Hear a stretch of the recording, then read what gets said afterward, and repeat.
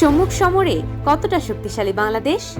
বাংলাদেশের অর্থনৈতিক অগ্রগতি পুরো বিশ্বকে তাক লাগিয়ে দিয়েছে বেশ কবছর ধরেই।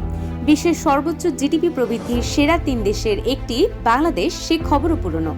সাধারণ মানুষের কৌতূহল এখন বাংলাদেশের সামরিক শক্তির গভীরতা নিয়ে। IR 360 দর্শকদের জন্য আজ থাকছে বাংলাদেশের সামরিক শক্তি নিয়ে আলোচনা ও পর্যালোচনা, যেখানে আমরা দেখাবো সম্মুখ সমরে কতটা শক্তিশালী বাংলাদেশ।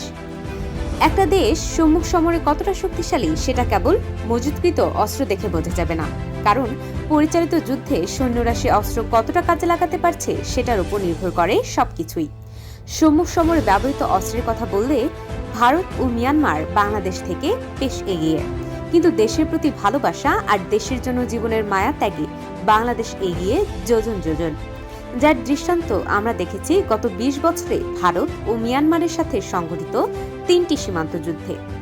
বিশ্ব সামরিক র্যাঙ্কিংয়ে ভারতের অবস্থান চতুর্থ, মিয়ানমার ৩৮তম আর বাংলাদেশ ৪৫তম স্থানে থাকলেও এ পর্যন্ত মায়ানমার এবং বাংলাদেশের মধ্যে সংঘটিত দুটো সীমান্ত যুদ্ধে দুবারই নিরঙ্কুশ বিজয় লাভ করেছে বাংলাদেশ, যার মধ্যে ২০০০ সালের ৮ জানুয়ারিতে সংঘটিত নাব যুদ্ধটি হয়ে আছে পৃথিবীর ইতিহাসের সবগুলো দেশের মিলিটারির মধ্যে সবচেয়ে সফল যুদ্ধ জয়ের উদাহরণ।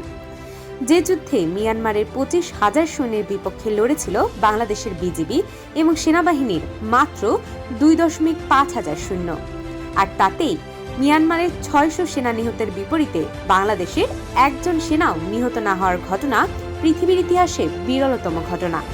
আর তাতেই আজ করা যায় সম্মুখ সমরে বাংলাদেশ ঠিক কতটা শক্তিশালী। সম্মুখ সমরে বাংলাদেশের কাছে ২০০১ সালে হার মেনেছিল ভারতের সীমান্ত রক্ষা বাহিনী BSF। এরপর সর্বশেষ মিয়ানমারের সাথে যুদ্ধ হয় ২০১৫ সালে। সে যুদ্ধেও বিজিবির কাছে পরাজিত হয় মিয়ানমারের আরাকান বাহিনী। এখন প্রশ্ন হলো, সম্মুখ সমরে বাংলাদেশ কেন এত ভালো? এর পেছনের উত্তর খোঁজাতে আপনাকে যেতে হবে সেই তিতুমিরের বাঁশের কিল্লা থেকে ৫২ ভাষা আন্দোলন এবং ৭১-এর মহান মুক্তিযুদ্ধে। প্রতিটি ঘটনা আপনাকে মনে করিয়ে দিবে বাঙালি বীরের জাতি। দেশমাতৃকার জন্য জীবন উৎসর্গ করতে বাঙালির চেয়ে সেরা জাতি বিশ্বের দ্বিতীয়টি খুঁজে পাওয়া মুশকিল। দেশের প্রতি অপরিসীম ভালোবাসাই বাংলাদেশের মিলিটারি ফোর্সকে অনেকটা এগিয়ে রাখে। সম্প্রতি সমুদ্র সীমা নিয়ে ভারত এবং মিয়ানমারের উস্কানিমূলক আচরণ লক্ষ্য করা যাচ্ছে।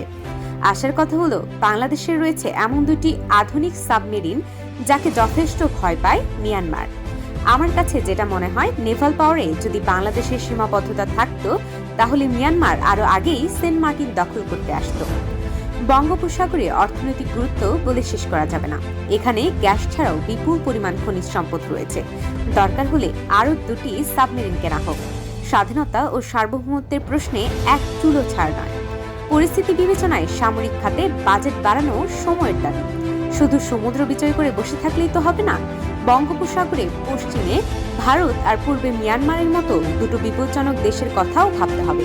সেজন্য বাংলাদেশের নেভাল পাওয়ার আরও বাড়ানো সময়ের দাবি বলে মনে করেন সমর বিশেষজ্ঞরা। সবাইকে অনেক অনেক ধন্যবাদ আমাদের সাথে থাকার জন্য। যারা চ্যানেলে নতুন এসেছেন, অবশ্যই পরবর্তী ভিডিও পেতে চ্যানেলটি সাবস্ক্রাইব করে বেল বাটনটি বাজিয়ে দেবেন।